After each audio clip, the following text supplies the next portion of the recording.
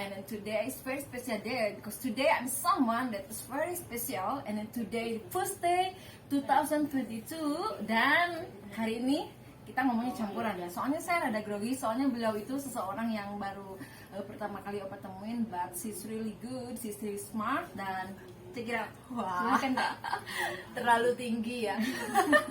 Enggak juga, enggak smart, cuma mau belajar ya. Semua kita sama kok. Kita dilahirkan sama, kita tidak ada yang bodoh. Cuma kita harus mau membranding diri kita untuk belajar. Nah, itu dia. Sebab tadi saya pas lihat pertama kali kayaknya ini interesting banget buat masuk di kontennya Opa, dan ya alhamdulillah beliau mau, dan silakan kakak perkenalkan diri, mungkin belum ada saudara-saudara yang belum Oke, ya. Nah, terima kasih sebelumnya. Perkenalkan, nama saya Kontreng ya. Saya TKW Hong Kong ya, PMI Hong Kong, PMI Hong Kong terserah. Tapi yang pasti saya bekerja di Hong Kong sebagai PRTA. Dan saya aktif memberikan informasi tentang apa yang terjadi di Hong Kong terkait peraturan yang ada saat ini, termasuk isu-isu terbaru saat ini. Nah, ada yang perlu dipertanyakan mungkin? Ya, jadi begini Kak, ada yang mengganjal dan saya pengen tahu. Saya mendengar desas-desus ya gosip, katanya kalau kita belum finish kontrak kita nggak boleh nge-break gitu. Apa benar? Sebenarnya tidak. Kalau pemutusan kontrak atau mengundurkan diri itu adalah hak setiap teman-teman, cuma yang perlu yang perlu digarisbawahi adalah alasan harus jelas. Spesifik alasannya harus Catat jelas. ya teman-teman. Ya, alasan spesifik harus jelas, dan juga dipastikan memiliki bukti dari alasan tersebut. Nah, misalnya terjadi pelanggaran kontrak, ya kan? Terus kalian teraniaya, itu kan jelas banget. Kalau ill treatment atau kondisi kerja, di sini yang agak susah untuk pembuktian, karena Anda harus menulis kronologi yang panjang kali lebar. Tapi yang pasti bukan hal sepele ya. Nah, seperti hal sepele kayak makan kurang, nah tidur kurang, ini kan sebenarnya bukan hal sepele untuk tidur kurang, tetapi diperlukan catatan-catatan yang lebih detail. Terlepas nanti keputusan terakhir teman-teman mau mengundurkan diri, itu hak masing-masing. Oh, jadi masih boleh lah asal alasannya komplit. Exactly. Oke, buat teman-teman, misalkan teman ada masalah atau bagaimana, kalau cuman simple thing, misalkan kita bisa bisa digalerin, ya itu kan harus dikomunikasikan, karena pada dasarnya masalah internal di dalam rumah majikan itu kan komunikasi, ya kan? Nah sekarang ya, misalkan masalah, entah itu masalah sangat serius ataupun simple, misalkan saya, contohnya saya aja ya teman-teman, mau nge-break itu saya pergi kemana Kak? Ke agensi atau ke KJRI atau kemana Kak itu? Kalau Oke. Yang pertama adalah, Anda tahu tidak kenapa Anda mau memutus kontrak? Oh gitu ya. Nah, yang pertama mindsetnya adalah, mengapa saya harus memutus kontrak? Yang kedua, pahami isi kontrak kerja nomor 10, 11, dan 12. Nah, catat teman-teman, jangan Kontrak cuma dilihat kerja doang. nomor 10, 11, 12 itu adalah menjelaskan di mana kedua belah pihak, baik majikan maupun pekerja, boleh memutus kontrak dengan satu kondisi, yaitu satu, memberikan pemberitahuan 1 bulan di awal atau mengganti rugi setara 1 bulan gaji. Ya. Nah, terus di dalam pemutusan kontrak itu wajib diberitahukan kepada pihak kedua, yaitu baik majikan maupun pekerja jika salah satunya mengundurkan diri atau memutus kontrak. Nah, terus suratnya harus diberitahukan kepada pihak imigrasi untuk pemutusan visa atau pemberitahuan sudah terjadi pemutusan kontrak. Nah, itu terdapat pada kontrak kerja nomor 10, 11, dan 12. Wah, very good. Ini sangat jelas banget teman-teman. Dan ini sangat, sebenarnya ini jujur ini saya ada memiliki satu pikiran gitu, pengen kayak macam pengen ngeberi atau pengen ganti majikan, makanya saya tanya aja sama kakak gitu. Nah, cuma masih begini ya, doang. kalau untuk masalah masih memikirkan, dalam artian masih membutuhkan satu pendapat, saran saya betul. cari informasi sebanyak-banyaknya dulu. Di mana Kak biasanya? Facebook ada. Nah, Facebook ada. Di blog saya juga ada. Oh teman-teman, barangkali nanti saya akan cantumkan Facebooknya kakak, Boleh, atau mungkin boleh. Instagramnya kakak. Kalau Instagram saya nggak punya. Oh, Instagram. Ya, Baik. nomor juga boleh. Nah, Ya, nanti di saya sini akan kan menghubungi. selain saya juga boleh teman-teman lain ya yang memberikan informasi. Jadi kan teman-teman bisa dilihat. Nah, terus nanti kan meminta pertimbangan. Kan terlepas pertimbangan itu Anda pakai atau tidak kan kembali ke teman-teman. Nah, biasanya kan teman-teman kalau mencari saya itu lebih kepada arah saran. Jadi saran, solusi, terus nanti pertimbangannya seperti apa. Nah, di sini saya akan memberikan satu pertimbangan secara objektif. Titik beratnya bagaimana? Berarti termasuk saya juga sekarang bisa langsung curhat sama ya kayak. Oh, kebetulan sekali berarti.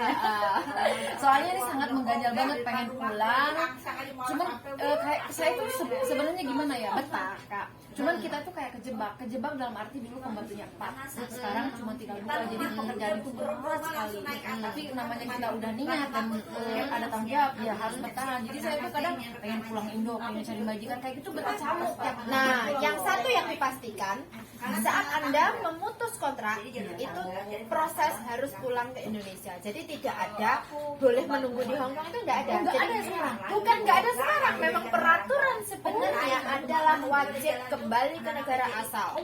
Nah, sementara kemarin di posisi 2019, 2020 hingga 2021 ada kelonggaran, itu adalah kondisi tertentu.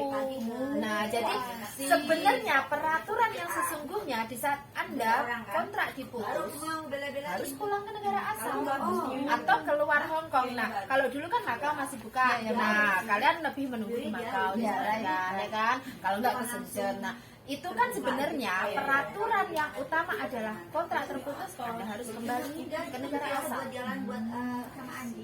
Ya ini sangat bagus sekali ya teman-teman, sangat detail banget penjelasan dari beliau. Saya juga sangat suka sekali, kayak semacam ada titik terang lah sedikit gitu, walaupun ya saya juga belum tahu gimana, karena sebenarnya ini pikiran saya sendiri. Iya saya kan langsung gini, biasanya teman-teman yang kali ini yang saya lihat ya, karena banyak yang konsultasinya itu adalah mereka terjebak di dalam gini, stuck karena proses, takut karena proses visa nggak turun, ya kan, dan takut pulang Indonesia.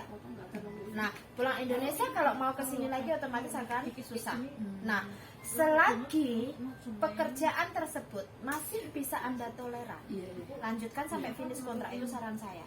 Kalau dalam posisi kalian kejiwaan kan itu berbeda ya. Kalau sudah tidak kuat kejiwaannya, kalian nggak boleh melanjutkan, itu kalian kasih deadline. Jadi kasih deadline pada diri sendiri. Oke, misal kamu ada sesuatu, kamu sampaikan ke majikan, responnya seperti apa. Kalau tidak ada perubahan, kalian kasih deadline, saya cukup bertahan berapa lama. Oke, terus nanti secara ekonomi misal, berarti saya harus pulang ke Indonesia, saya harus siap mental dulu, saya pulang ke Indonesia, menunggu sekian bulan, proses sekian bulan, artinya itu harus benar-benar kalian kasih deadline sendiri. Nah, itu adalah solusinya. Setelah itu kamu bisa fokus. Jadi setelah kamu ada deadline, kamu akan fokus.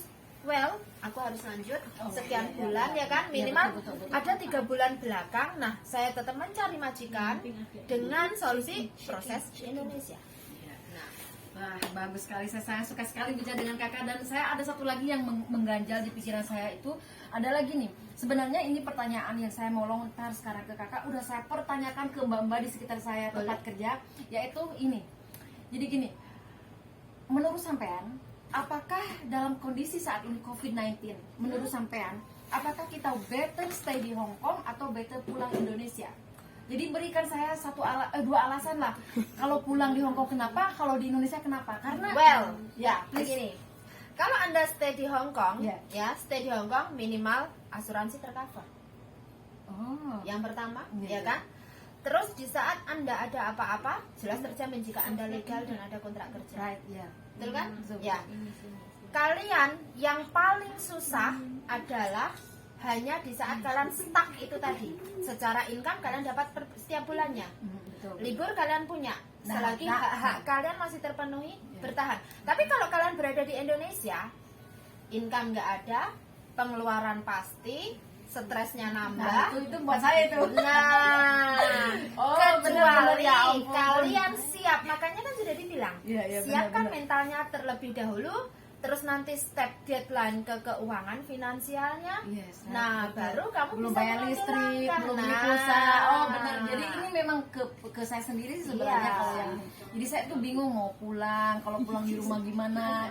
Pacar belum punya.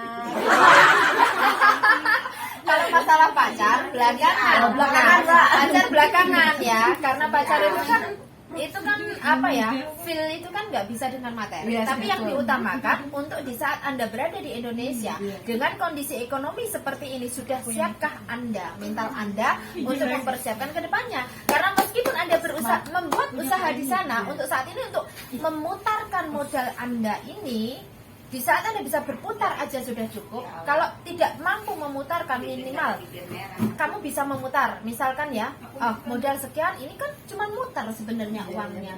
Nah, tidak akan berkembang lebih. Jadi usaha kalau dikembangkan ke lebih itu tidak susah untuk saat ini gitu kan? Ya.